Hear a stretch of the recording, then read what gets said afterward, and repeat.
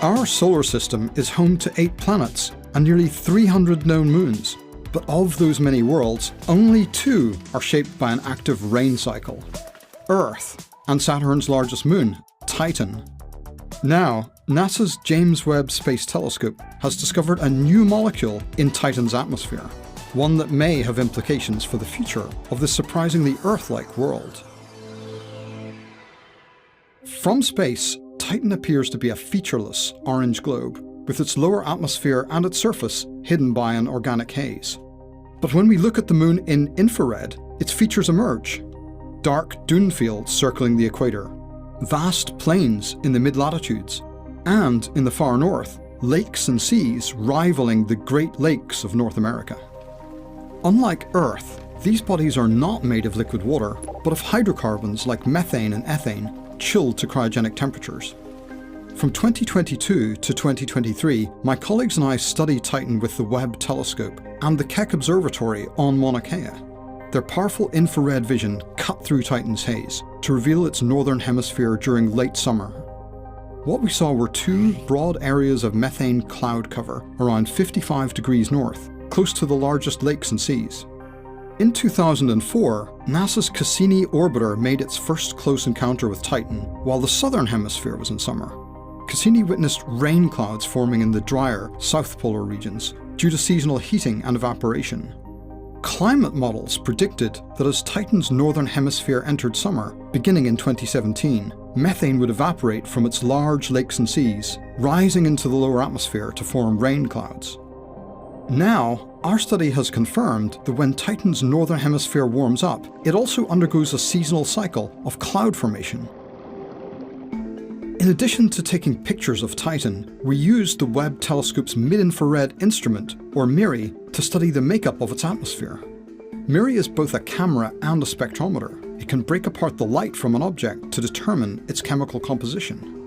Like Earth, Titan's atmosphere is made primarily of nitrogen, but it also has a substantial amount of methane, which plays a similar role to Earth's water vapor.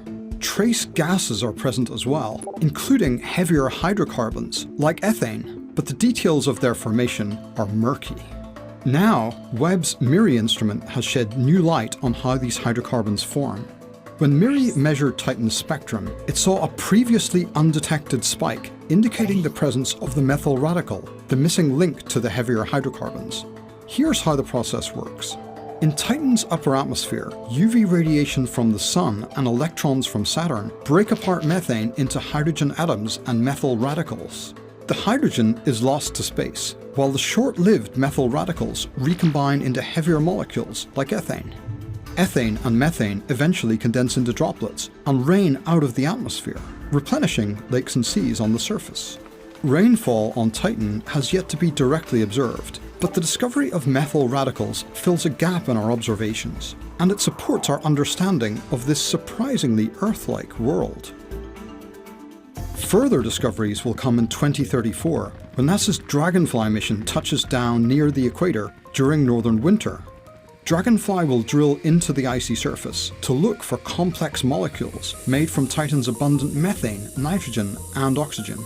Of particular interest to its search are amino acids, the building blocks of proteins that make up life on Earth. As spring slowly returns to the northern hemisphere in the late 2030s, Dragonfly may also become the first mission to witness rainfall on another world. Looking ahead to the far future, our study hints at an intriguing possibility for the evolution of Titan's climate. If the methane that is being broken apart in the upper atmosphere is not replenished from the moon's interior, it could eventually disappear from the environment. Over tens of millions of years, Titan's lakes and seas could dry up. Its shorelines could gradually give way to the encroaching desert. Its rain clouds and organic haze could vanish, leaving a dark blue sky. At last, Saturn would be visible from Titan's surface, gazing down upon a world of dry lake beds, empty river channels, and endless dunes.